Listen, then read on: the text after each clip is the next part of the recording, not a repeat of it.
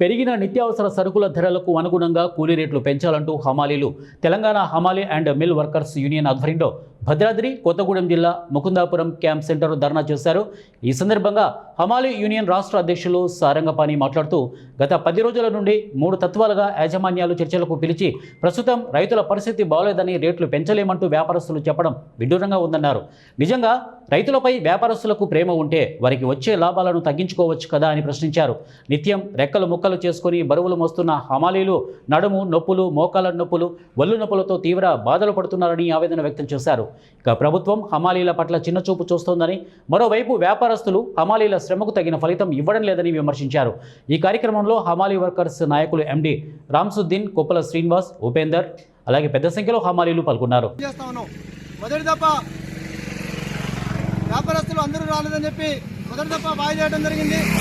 రెండో దఫ కూడా వ్యాపారస్తులు అందరూ లేరని చెప్పి వాయి చేయడం జరిగింది.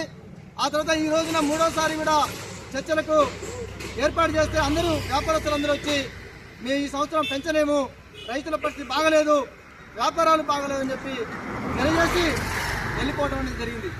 దీన్ని మేము తీవ్రంగా ఐఎఫ్టీగా తెలంగాణ హమాలీ మిల్ వర్కర్స్ యూనియన్గా మేము వ్యతిరేకిస్తున్నాం. ఎందుకంటే ఇవాళ రైతుల కష్టం మీదనే అందరూ ఆధారపడి బతికేటువంటి విషయం ఇక్కడ ప్రజలకు, కార్మికులకు అందరూ కూడా తెలియంది కాదు. ఈడ దోపిడీ చేసే వాళ్ళు ఎవరు, కష్టం చేసే వాళ్ళు ఎవరో కూడా ఇక్కడ ప్రాంతానికి కానీ కార్మిక వర్గానికి కానీ తెలియని వాళ్ళు ఎవరు లేరని చెప్పి ఈ సందర్భంగా మేము స్పష్టం చేస్తా ఉన్నాం. వ్యాపారస్తులు గతంలో వాళ్ళ రైతుల పట్ల ఏ రకంగా 2 కేజీల తూకం పెట్టి ఎట్లా మోసాలు చేశారో రైతులందరూ కూడా వ్యతిరేకించి వాళ్ళ మోసాలు అరికట్టని చెప్పి కూడా ఒక వైపున పోరాడుతూ ఉన్నారు. అదేవిధంగా కార్మికుల శ్రమను కూడా వ్యాపారస్తులు ఏ రకంగా దోచుకుంటా ఉన్నారో కూడా ఇవాళ ఐఎఫ్టీ కూడా ప్రశ్నిస్తూ ఉంది. అందుకోసం ఇవాళ రైతుల మీద, రైతు కష్టాల మీద ఇవాళ వ్యాపారస్తులు ఇవాళ ప్రేమ వర్తపడుతున్నట్టుగా మరి ప్రదర్శిస్తున్న పరిస్థితి కూడా మనం చూడాల్సిన అవసరం ఉంది. నిజంగా మీకు ప్రేమే ఉంటే రైతుల మీద, వాళ్లకు నువ్వు పెట్టేటువంటి తూకంలో మోసాలు చేయకుండా నువ్వు అరికట్టు. అదేవిధంగా నీ లాభాలలో తీసుకునే లాభాలలో నువ్వు కొంచెం తగ్గించుకొని నువ్వు వ్యాపారం చేయని చెప్పి మీ సందర్భంగా ఐఎఫ్టీగా మేము ఎక్స్ప్లెయిన్ చేస్తా ఉన్నాం.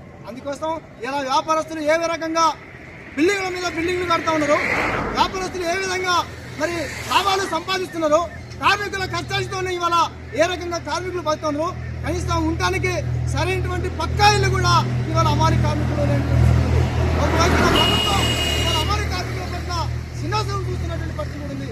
ఇవాళ 50 సంవత్సరాల వయసు దాటిన హమాలీలకు